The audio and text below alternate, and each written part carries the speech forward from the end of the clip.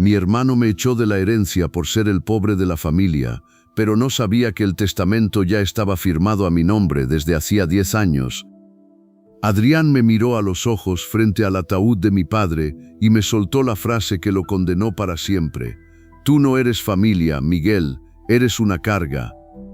Mañana sacas tus trastos de aquí porque esta casa ahora tiene un dueño de verdad. Él se sentía el Lucifer de nuestra casa, brillante, rico, impecable. Yo era el hermano obediente, el que se quedó cuidando al viejo, limpiando su dolor y sus silencios, mientras él se gastaba la vida en lujos en la capital. Él creía que su traje de $3,000 le daba el derecho de pisotear mi sangre y escupir sobre mis manos llenas de aserrín. Pero el orgullo tiene un precio que su cuenta bancaria no podía pagar. Pero eso no fue lo peor. Lo peor fue lo que hizo justo después de enterrar a nuestro padre, algo que nadie en el pueblo podrá olvidar jamás. Si crees que los que humillan a su propia familia siempre ganan, prepárate, porque el día que abrieron el sobre, el pobre resultó ser el único heredero. Y hoy te voy a contar cómo la justicia de un padre puso a un ángel caído de rodillas.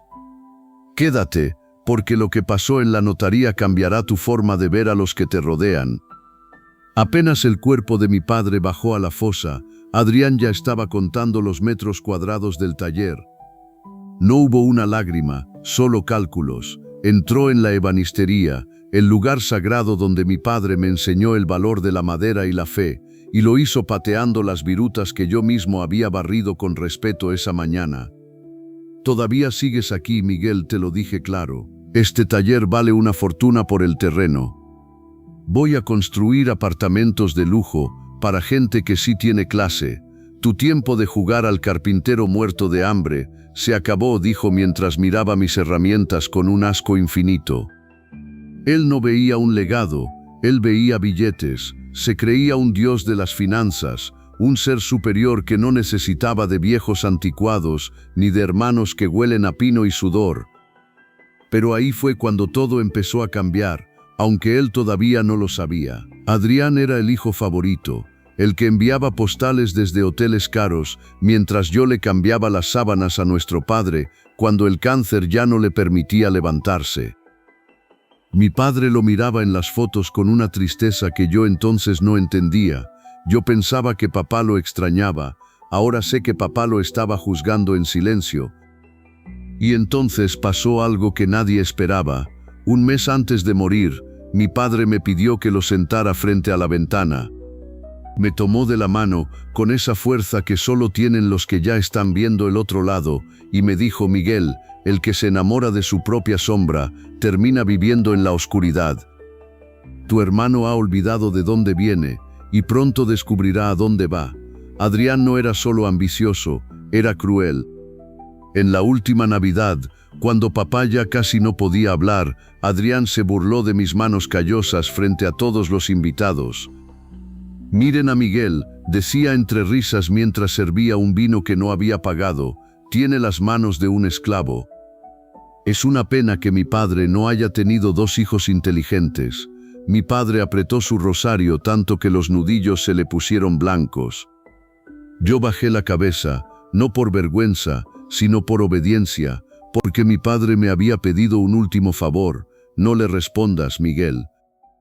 Deja que el orgullo termine de construir su propia jaula. Pero lo que Adrián hizo esa noche fue el punto de no retorno. Esa noche, Adrián intentó obligar a papá a firmar un papel para vender el taller mientras el viejo deliraba de fiebre. Yo lo saqué de la habitación a empujones. Él me gritó que yo no era nadie, que yo era solo un criado con suerte, pero lo que él no sabía es que ese papel que él quería ya no tenía valor, y ahí fue cuando la verdadera trampa se cerró sobre él. Hermanos, antes de contarles el momento exacto en que el notario rompió el sello del testamento, quiero pedirles algo. Si ustedes también han sufrido la traición de alguien a quien amaban, si han sido el Miguel de su familia, suscríbanse ahora mismo, no dejen que este mensaje se pierda. Aquí hablamos con la verdad, para que los que actúan con humildad sepan que no están solos. Únanse a nosotros y activen la campana, porque lo que viene ahora les devolverá la fe en la justicia. Llegó el lunes, 10 de la mañana, Adrián entró en la notaría central como si fuera el dueño del edificio. Con su abogado de corbata de seda y un maletín lleno de planes para destruir mi vida, me miró con una sonrisa de victoria que me revolvió el estómago. «Hagamos esto rápido», le dijo al notario sin saludar.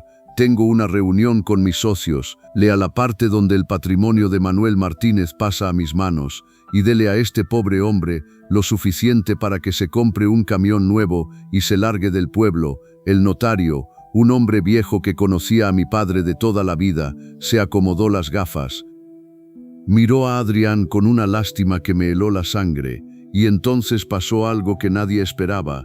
El notario aclaró su garganta y empezó a leer: «Yo, Manuel Martínez, en pleno uso de mis facultades, declaro que mi hijo Adrián ha recibido su herencia por adelantado. Durante los últimos 10 años he pagado sus deudas de juego, sus empresas fallidas y sus caprichos, sumando una cantidad que triplica el valor de este taller y de la casa familiar». Adrián saltó de la silla. «Eso es mentira. Esos eran regalos. Yo exijo mi mitad de las propiedades», pero el notario no se inmutó. «Aquí no hay mitad, señor Adrián. Su padre no era dueño de nada al momento de morir». Ahí fue cuando el mundo de Adrián se detuvo. «¿Cómo que no era dueño? Ese taller es mío», gritó fuera de sí. El notario giró un documento con un sello dorado. «Hace 10 años, don Manuel le vendió legalmente el taller, la casa y todas sus tierras a su hijo Miguel. Aquí están los pagos mensuales que Miguel realizó de su propio salario, las escrituras registradas y el usufructo que Miguel le otorgó a su padre hasta el día de su muerte. Miguel es el dueño absoluto de todo. El pobre no era Miguel, era el único que tenía algo que el dinero no puede comprar, la lealtad que el orgullo intentó enterrar». Adrián se derrumbó en la silla. El brillante empresario, el favorito, se dio cuenta de que su arrogancia lo había dejado en la calle. No solo no tenía herencia, tenía deudas que su padre ya no podía pagar. El testamento no era un reparto de bienes, era una sentencia de justicia. Él me miró, esperando ver odio en mis ojos, esperando que yo gritara, pero yo solo sentía paz. Recordé a mi padre en sus últimos días, sonriendo en silencio mientras Adrián hablaba de sus millones imaginarios. Mi padre no estaba muriendo en la miseria, estaba muriendo en la gloria de saber que su taller quedaba en manos de quien sí amaba la madera, Miguel. «No puedes hacerme esto», balbuceó Adrián. «Somos sangre». Yo me levanté, guardé las escrituras en mi chaqueta gastada y le dije: «Tú mismo lo dijiste, Adrián. Los pobres no sabemos qué hacer con tanto dinero, así que no te preocupes, el taller seguirá funcionando bajo mis reglas. Y mi primera regla es que los que no respetan a sus padres no entran en mi paraíso». Pero eso no fue lo más fuerte fue lo que descubrí al llegar a casa. Al llegar al taller, abrí el cajón secreto donde mi padre guardaba sus gubias favoritas. Había una nota pequeña, escrita con pulso tembloroso: «Miguel, hijo, el manso heredará la tierra. No permitas que tu hermano se muera de hambre, pero no permitas que vuelva a creer que es más que tú. La verdadera herencia no es el taller, es la dignidad que nunca vendiste». Adrián regresó al pueblo una semana después. Sus socios lo habían abandonado, su coche fue embargado, el ángel de luz se había quedado sin alas y cubierto de barro. Me pidió perdón, pero no con el corazón, sino con la necesidad de quien tiene hambre. Muchos en el pueblo me dijeron que era un tonto por no enviarlo a la cárcel por los fraudes que descubrimos después. Pero la justicia de Dios es perfecta. Le permití quedarse en el taller, en el cuarto de herramientas que él tanto despreciaba. Ahora él barre el aserrín, ahora él limpia mis botas, no por maldad mía, sino porque su alma necesita entender que para ser grande, primero hay que saber ser pequeño. Hermanos, esta historia nos enseña que el orgullo no es solo un pecado, es una ceguera. Lucifer no cayó porque le faltara poder, cayó porque creyó que su brillo era superior a la fuente de la luz. Y Adrián hizo lo mismo. Despreció a su padre y a su hermano porque se sentía un dios entre mortales. ¿Cuántas veces has permitido que alguien te haga sentir pobre por ser humilde?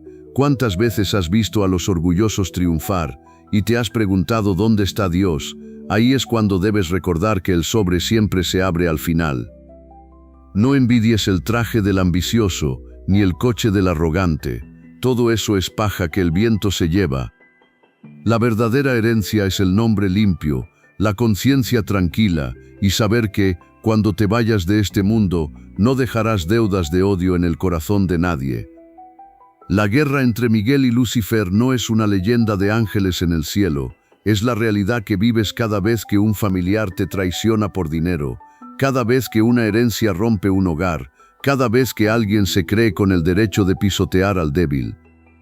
No te canses de hacer el bien, no te canses de ser el Miguel de tu familia, porque el día del juicio, las cuentas de banco no dirán nada, pero tus manos callosas contarán la historia de tu fidelidad. Antes de irte, haz algo por tu propia alma. Si has pasado por una injusticia familiar, o si esta historia te ha recordado que Dios siempre tiene la última palabra, escribe justicia en los comentarios. Vamos a crear una cadena de oración por todos los padres que sufren por hijos ingratos y por los hermanos que defienden el honor de sus casas. Suscríbete ahora si quieres seguir recibiendo estas advertencias. No permitas que el ruido del mundo apague la voz de tu conciencia. Recuerda siempre, el orgullo construye tronos de ceniza, la humildad construye casas de piedra. El día que abrieron el sobre, el pobre era el único heredero.